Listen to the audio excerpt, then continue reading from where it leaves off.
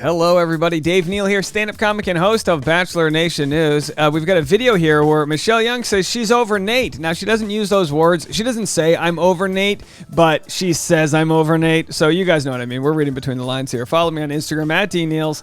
Patreon for behind-the-scenes content, patreon.com/Dave Neal. So Michelle Young was at the iHeartRadio Awards or whatever festival they have. Just look, I don't care what iHeartRadio says. Aren't they just some sort of like corporate conglomerate? You know why these interviews don't matter? Because here's an interview with Michelle Young, the lead of one of the biggest dating shows in the world.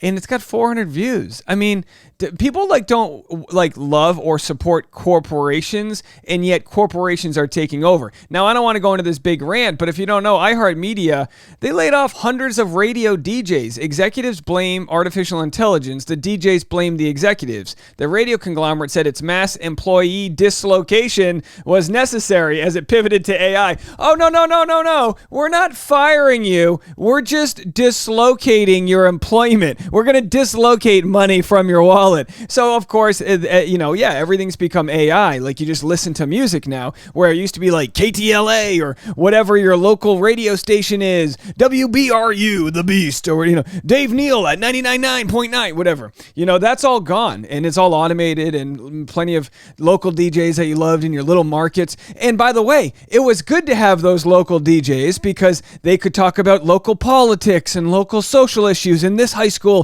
the Bearcats, and whatever it may be. That's all going away. That has nothing to do with this interview. By the way, I'll be starting a podcast version of my channel, which is daily content. So you'll have a daily podcast to go along with this if you're on the road and you can't watch every video. And I hope that we get on iHeartRadio because you got to play that. You got to play that game. But anyway, here it is, the iHeartRadio Music Festival 2022. And you are watching Celeb Secrets TV.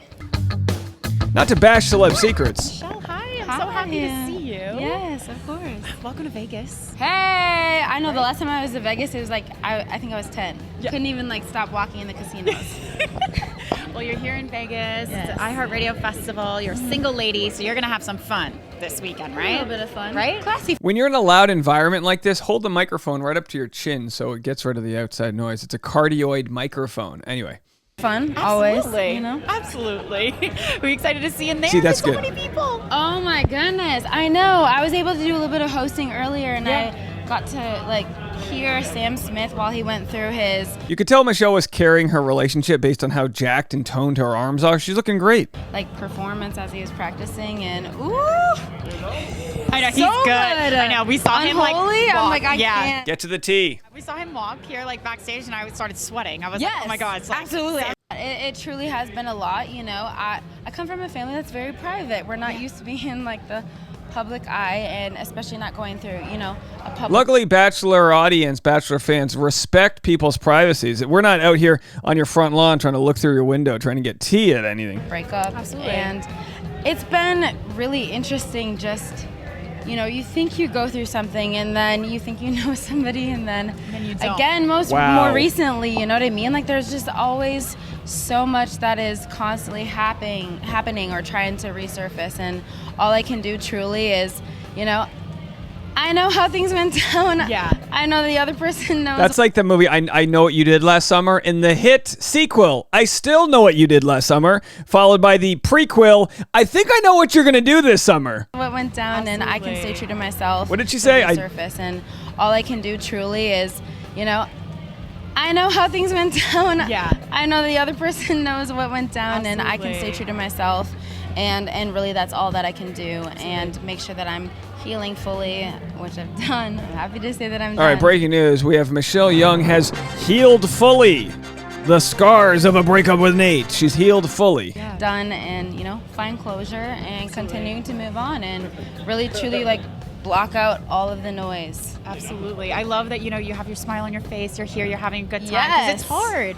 It is really hard. hard. It is hard, and it's the public's opinion and all these other things of everyone thinks that they know what happened and all this other stuff. And just honestly, for me, my parents really taught me that control what you can control, and I can control myself. Yeah. And my attitude, my emotions, my mental well-being is not dependent on people other than myself. Bingo. So she does the thing we love when people go through a breakup where they basically say, I'm working on me. Just a quick clip from a stand-up show I had a few weeks ago where I was talking to a lady in the audience and I said, you're dating anyone? She goes, I'm working on me. Here's the clip.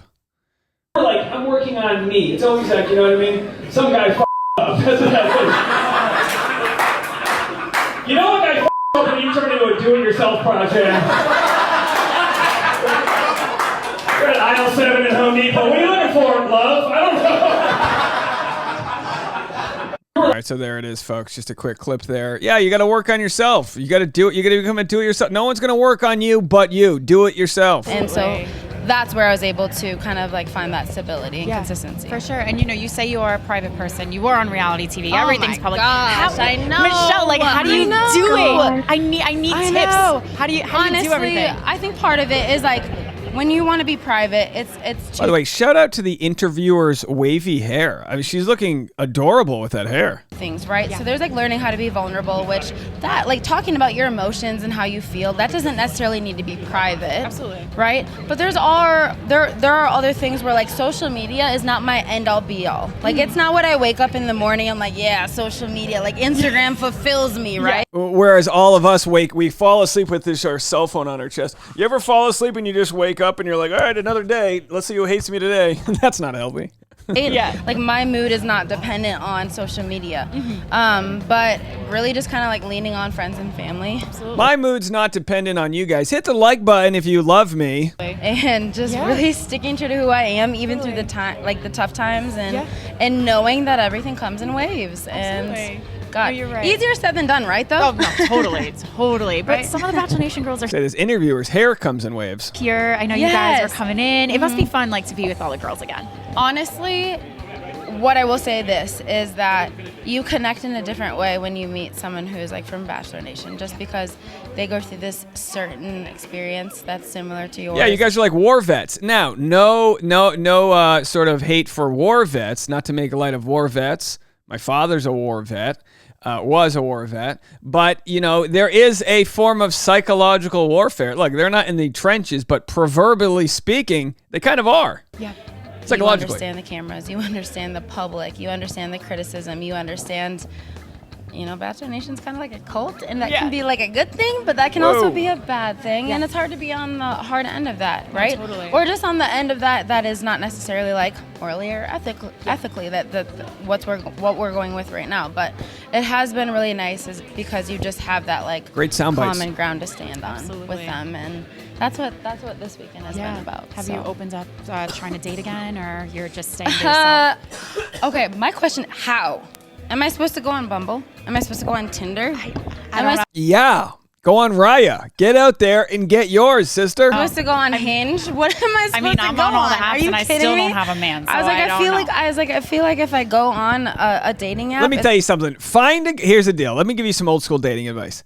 I have this joke I used to do where I go, I met my fiance on the original dating site where you meet women that are close by. It's called Yelp. You type in your zip code, you go to the closest bar with the least amount of dollar signs. I'm not kidding though. If you live in Duluth or wherever, say she lives in Los Angeles. If you want to date a tech guy, go move to Santa Monica where all the tech guys live and work at Google. You have to, I'm not saying you have to show up and like move to find love, but you need to surround yourself and bump elbows where you're going to meet people old school in the way of like the real life, meeting them at a coffee shop and being present and open for conversation. So often people go out to the bars with their ladies and the bros go out with their guys, and then they just stick within each other because we don't know how to talk to strangers. Go out there and just be open and just see what shows up at your doorstep. I don't know. It's like it's all over TMZ. Michelle's on Bumble.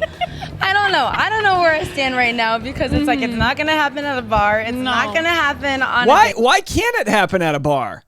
Why not? Go to a classy bar where people who can afford, I don't know. No. So leave a comment. So if you see this, have you thought about maybe going to Paradise? Have you thought about it? Hell no. I'm sorry. You're like, that could change. Can it always change? Absolutely. Yeah. But right now my answer is hell no. Okay. Just not that it can't work, right? For me, I need a break. You need a break. I need a break. And a well-deserved break. But also, Becca came back. Yes, Becca she did. Kufrin came back and she found Thomas. So, Absolutely. I'm not saying that it's not going to work or that Anything's couldn't possible. work.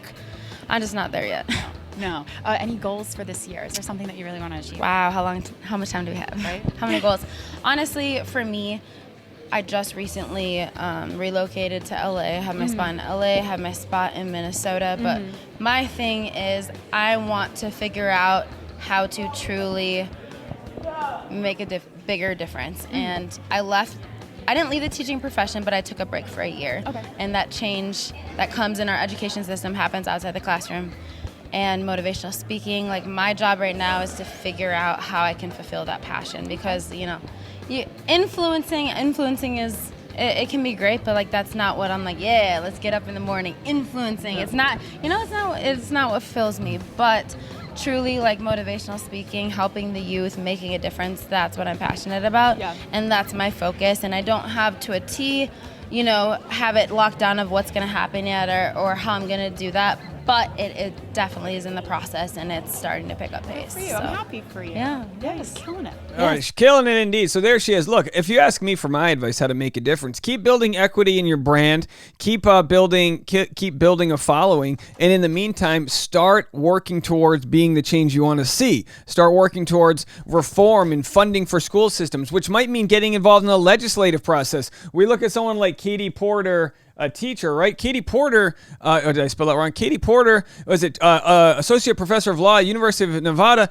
And do I have the right Katie Porter here? And now she works as a do I have the U.S. House of Representatives? She's the amazing. There she is. She's always there with a dry erase board. We need more teachers in the political world because we need to educate people on how they can better be served by their Congress. Here she is. So if you want to have fun, just type Katie Porter on YouTube and go watch her just destroy, dismantle, and dismember executives from the pharmaceutical world, the military-industrial complex, and she does it with logic, and she shows the audience how ripped off we're all getting. I feel like the best way for Michelle to help students is to help reform the teaching system. Hey, Michelle, let me know if you need any advice here. Maybe we'll see you out at the bars. All right, there she is, moving up and moving on. We'll see you guys in a little bit with more content. Follow me on Patreon at patreon.com/Dave Neal. Bye, guys.